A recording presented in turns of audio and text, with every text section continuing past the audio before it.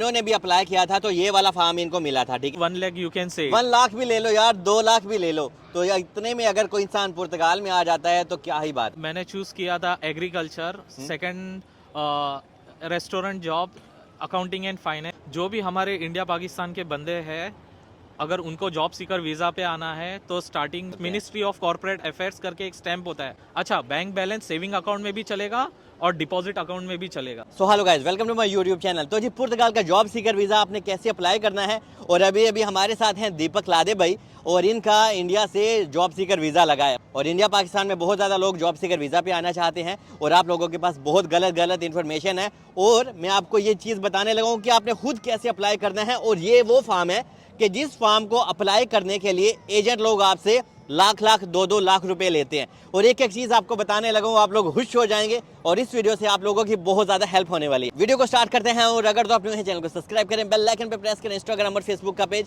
आपको डिस्क्रिप्शन में मिल जाएगा। और जब आप मैसेज करते हैं तो हाय हेलो के साथ अपना क्वेश्चन भी बताया करें, और मैं जिसको रिप्लाई दे देता हूँ बस वो यार बार बार मैसेज ना किया करें, क्योंकि मुझे सबको रिप्लाईज देना होता है। इसलिए मैंने अभी 1 से 2 मैसेज ही अलाउ किया हुआ है कि हाँ आपसे 1 से 2 क्वेश्चन पूछ लिया करें, क्योंकि यार मुझे दूसरे लोगों तक भी पहुँचना होता है। और दीपक भाई थोड़े से शाय पर्सन हैं, वो वीडियो में आएंगे तो कहते हैं यार मैं बोल नहीं पाऊंगा, तो लेकिन फिर भी वो आप लोगों की हेल्प करना चाहते हैं, वो लोगों को बताना चाहते हैं कि उन्होंने अपना वीज़ा कैसे हासिल किया, क्योंकि यहाँ पे स्कैम बहुत ज़्यादा होता है। तो आज ज़रा आप लोगों को बताएं कि आपने कहाँ से और क्या सिस्टम किया। थैंक यू सलमान भाई, first of all welcome.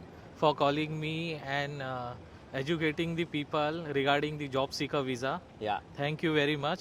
First of all, एक पोर्चुगल का वेबसाइट है, मैं वेबसाइट का नाम डिस्क्रिप्शन में दे दूंगा। Okay that is visto.mne.gov.pt। Okay उस पोर्टल पे आप जाओगे तो all the requirement related to job seeker visa उस पर आप मिलेगा। और first of all you should proceed with the IEFP document. Okay That is an employment agency in Portugal who on behalf of them they provide you the letter that we have registered your name and passport other details, and you have to just provide them the passport details and they will send you the form within 2 working days. इन्होंने भी apply किया था तो ये वाला form इनको मिला था, ठीक है, इसी टाइप का, और ये ऑटोमेटिक होता है। और लोग एजेंट लोग जो होते हैं वो सिर्फ आपके इसी पेपर की वजह से आपसे 1-2 लाख रुपए ले देते हैं कि हाँ भाई हमने आपका जॉब सीकर वीज़ा, हमने आपका वर्क परमिट अप्लाई करवा दिया तो पैसे दे दो। तो ये सिचुएशन होती है। तो जब आपको ये लेटर आ गया, इसके बाद की कहानी ज़रा बताएं, और ये भी ज़रा लोगों को बता दें कि वहाँ पे आपने कितने टिक मार और आपकी कौन सी फील्ड से रिलेटेड आपने अप्लाई किया था, और लोग कौन सी अपॉर्चुनिटी हासिल कर सकते हैं एग्रीकल्चर में, ये वो ब्ला ब्ला ब्ला। आज ज़रा गाइड करें लोगों को। ओके, ये फॉर्म तुमको वेबसाइट पे ही मिल जाएगा। जब आप ये फॉर्म को ओपन करते हो तो आपका बेसिक डिटेल पूछते हैं, name, age, surname and other information. इनको जानना है कि तुम्हारा वर्क फील्ड, हाँ। तो तुम्हारा वर्क फील्ड में भी जो भी हो तुम्हारा प्रोफेशन, बट उसके अलावा तुमको और 4 चीज़ सिलेक्ट करना पड़ता है जॉब के लिए, so that you can come here and आपके फील्ड में जॉब नहीं मिले तो उसमें जॉब करें। मैंने चूज़ किया था agriculture, second restaurant job, accounting and finance, और दूसरा ऑडिटिंग, और one more core thing I don't remember, वो एक सिलेक्ट किया था। मतलब कि आपने 5 किया था। और आपकी सच्ची मुच्ची की कौन सी फील्ड है? My field is accounting, finance, auditing और टैक्सेशन। ठीक हो गया। तो जब उसके बाद फिर जब आपने अप्लाई किया, ये आपको फॉर्म आया, और इसके बाद का प्रोसेस जरा बताएं अभी।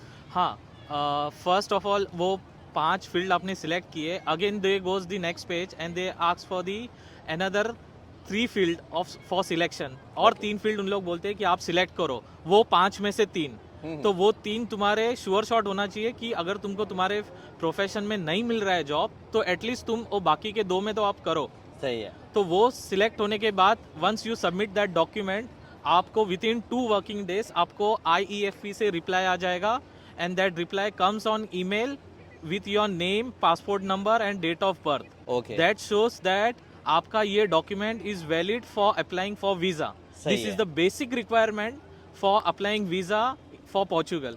और दीपक लादे भाई, यहाँ पे मैं आप लोगों को बता दूं, बहुत ज़्यादा लोग मुझसे हमेशा क्वेश्चन करते हैं कि जब आपको ये फॉर्म जनरेट हो जाता है तो ये सिर्फ 3 महीने तक वैलिड होता है, तो ये 3 महीने बाद एक्सपायर हो जाता है, और इन 3 महीनों में आपको एम्बेसी की अपॉइंटमेंट लेनी पड़ती है, जो कि बहुत बड़ा पंगा है। तो यहाँ पे मैं आपको गाइड कर दूं, अगर आपका ये एक्सपायर हो जाता है तो आप सेम प्रोसेस करके इसको उसी तरह से जनरेट कर सकते हो। Remember one thing, if you are coming on job seeker visa, you have to apply job online after coming into Portugal. And I want to tell one more thing, एक बार वो IFP का document 3 months के बाद expire हो जाता है तो you can री अप्लाई, वाओ, जो nice. हमारे सलमान भाई ने बताया।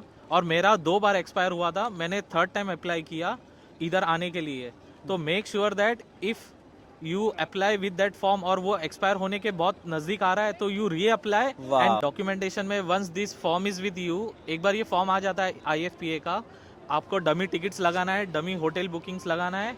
इंश्योरेंस तो डमी नहीं होता है, वो तो आपको खर्चा करना पड़ेगा, दैट इज आपके अकाउंटिंग लैंग्वेज में संक कॉस्ट बोला जाता है। हाँ। क्योंकि वो तो एक बार जाएगा ही आपका, उसके बाद आप वो इंश्योरेंस ये कर सकते हो। और रिमेंबर, इंश्योरेंस 6 महीने का लेना है, ना ही 4 मंथ्स का। आपको इनिशियल जो भी वीज़ा मिलेगा जॉब सीकर वीज़ा, वो 120 डेज का होगा। हाँ, ठीक हो गया, 120 डेज का। उसके बाद this is the 4 document I told you, this is the basic requirement for all the European countries. Another 2 photos होता है और आपका PCC भी अप्लाई होता है। तो रिमेंबर, मैंने इंटरनेशनल PCC पासपोर्ट ऑफिस से अप्लाई किया। हाँ, they will charge something 500 to 1000 rupees. और आपको वो passport office next day appointment मिल जाता है। PCC के लिए ज्यादा लाइन नहीं होती है, मुंबई से तो नहीं होता है, हार्डली 1-2 आपको 5 to 10 डेज का डिफरेंस में अपॉइंटमेंट मिल जाए। यहाँ पे मैं थोड़ा सा आपको जरा कट कर दूं, ये सिर्फ प्रॉब्लम मुंबई में आपको कम फेस करना पड़ता है, लेकिन अगर आप दिल्ली में चले जाएं या अगर आप पाकिस्तान में लाहौर, इस्लामाबाद में चले जाएं तो आपको ठीक ठाक प्रॉब्लम फेस करना पड़ती है। इसके बाद मैं आपको ये बता देता हूँ कि लोकेशन वाइज अपने इंडिया में एम्बेसी के जुरिडिक्शन दिया है, पोर्चुगल एम्बेसी के जुरिडिक्शन। मैं आपको बता देता हूँ वो क्या होता है। जो भी कोई साउथ इंडिया से है, कर्नाटका, तमिलनाडु, केरला, तो ये सबको पोर्चुगल की चेन्नई वाली एम्बेसी में जाना है। मेक रिमेंबर, सब लोग यही मिस्टेक करते हैं, they goes to the Goa embassy. Goa embassy में नहीं जाना है, तुम्हारा जुरिडिक्शन वहाँ आता ही नहीं है। ये सब आपको VFS के वेबसाइट पे मिलेगा। और जो हमारे नॉर्थ इंडियन है, दिल्ली के या हिमाचल के, पंजाब के, हरियाणा के, उनको अपॉइंटमेंट दिल्ली में लेना है, भले उसमें ज़्यादा वेटिंग पीरियड हो तो भी वहीं से ही लेना है। और मैं हूँ मुंबई से, तो मुंबई से वही लोग अप्लाई कर सकते हैं जो महाराष्ट्र और गोवा से है। इसी वजह से आपको एम्बेसी की अपॉइंटमेंट भी मिल गई थी, क्योंकि हम ये जॉब सीकर वीज़ा तो अप्लाई कर देते हैं लेकिन बाद में हमें एम्बेसी की अपॉइंटमेंट नहीं मिलती, तो आपको वहाँ पे मुंबई में आसानी से मिल गई थी। मुंबई में बहुत आसानी से मिल गई थी अपॉइंटमेंट, उसमें ज़्यादा रश नहीं है मुंबई में, easily. But time period 15-20 days का टाइम पीरियड होता है, बीच में गैप होता है एम्बेसी के लिए, एम्बेसी अपॉइंटमेंट के लिए, लेकिन वो इजीली मिल जाती है। ये भी बता दें कि जो आपकी एजुकेशन के डॉक्यूमेंट्स हैं वो आपने फॉरेन ऑफिस से टेस्ट करवाए थे, क्योंकि इंडिया पाकिस्तान में सारा ये काफ़ी झंझट है इस चीज़ का। ओके, जो भी हमारे इंडिया पाकिस्तान के बंदे हैं, अगर उनको जॉब सीकर वीज़ा पे आना है तो स्टार्टिंग में उनको अपने सेंट्रल गवर्नमेंट से, अभी इंडिया का सेंट्रल गवर्नमेंट दिल्ली में बैठता है, पाकिस्तान का इस्लामाबाद में बैठता है, तो उनको सेंट्रल गवर्नमेंट से दिल्ली से अपोस्टाइल कराना है। अपोस्टाइल आप लोकल आपके ऑफिस से भी करा सकते हो, आपके जो स्टेट में है, लेकिन उस पे जो स्टैंप होता है सेंट्रल गवर्नमेंट का कॉर्पोरेट अफेयर, आपको फॉरेन ऑफिस वगैरह से टेस्ट करवानी होती है। मिनिस्ट्री ऑफ कॉर्पोरेट अफेयर्स करके एक स्टैंप होता है, वो या तो इसमें ट्रायंगल शेप में रहेगा, वो आपको स्टैंप बहुत ज़रूरी है। ये स्टैंप का मतलब ये होता है कि आपके डिग्री फेक्स नहीं है, they have verified by the central government. अभी जो लोगों का मेन क्वेश्चन है कि आपका टोटल खर्चा एम्बेसी का कितना आया, और ये जो आपने अपने डॉक्यूमेंटेशन वगैरह करवाई इसका कितना खर्चा आया, ये जो आपने अपने लिए इंश्योरेंस भी करवाई थी ये भी बता दें। और मेरा ट्रैवल इंश्योरेंस के लिए 8 से 10 हज़ार लगा, टिकट मेरी 53,000 53,000 वो आपने 1 वे की होगी ना? 1 वे किया था। क्या बात हो गई, ये समझ लगे 65,000 ऑलमोस्ट हो गया। और इसके बाद क्या खर्चा आया? हाँ, डॉक्यूमेंटेशन का अपोस्टाइल करने के लिए हाईएस्ट डिग्री को ही अपोस्टाइल करना है, उसके लिए जितने आपके डॉक्यूमेंट्स होंगे उतना खर्चा होगा। मेरा 20 से 25 हज़ार गया था अपोस्टाइल करने के लिए। ये मतलब कि आपका टोटल खर्चा बस यही हो, 20 से 25 हज़ार आपने अपने डॉक्यूमेंटेशन के लिए करवाई, और बाकी ये सारा खर्चा मिला के आपका कोई 85,000 समथिंग हो गया। 85 to 1 lakh you can say. 1 lakh भी ले लो यार, 2 लाख भी ले लो, तो यार इतने में अगर कोई इंसान पुर्तगाल में आ जाता है तो क्या ही बात है। अभी जो लोगों का मेन क्वेश्चन है कि जॉब सीकर वीज़ा अप्लाई करने की रिक्वायरमेंट क्या है, बैंक स्टेटमेंट कितनी होनी चाहिए, ये ज़रा लोगों को गाइड करें, क्योंकि यहाँ पे लोगों को बहुत गलत इन्फॉर्मेशन हासिल है। इसके ऊपर मेरी पहले भी वीडियो है, उस वीडियो का भी लिंक मैं डिस्क्रिप्शन में दे दूंगा।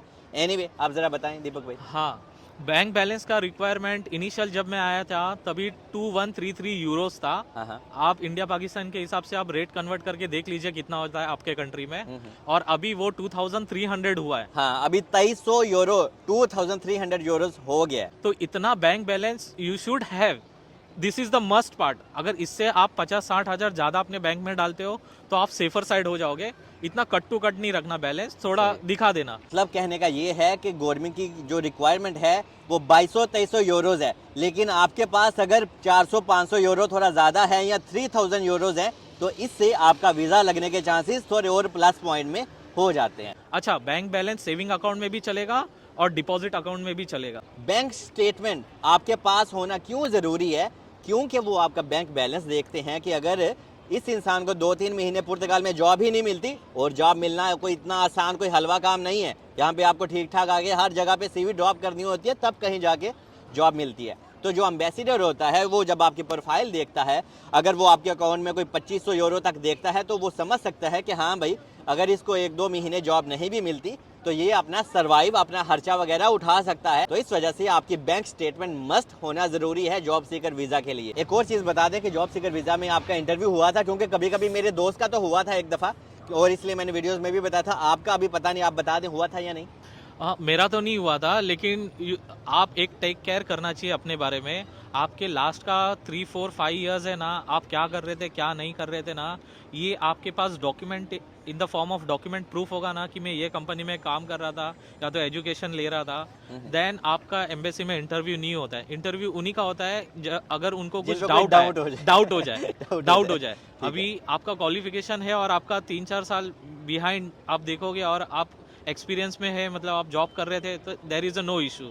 आई वॉज 1 ईयर का मेरा गैप भी था, बट स्टिल उन लोग ने मुझे इंटरव्यू के लिए नहीं बुलाया था क्योंकि मेरा प्रोफाइल ज़रा स्ट्रांग था। दीपक भाई ज़रा ये भी बता दें कि रिक्वायरमेंट तो हमने बता दी कि इतने अकाउंट में पैसे होने चाहिए, पर आपके अकाउंट में कितने थे? सॉरी ये थोड़ा पर्सनल है, लेकिन इससे लोगों की हेल्प हो जाएगी। ठीक है, नो इश्यूज़। मेरे अकाउंट में 3,85,000 था और मैंने शेयर मार्केट का मेरा इन्वेस्टमेंट 1,50,000 दिखाया था। अच्छा, वो भी आपने दिखाया? हाँ, वो 2 दिखाया था।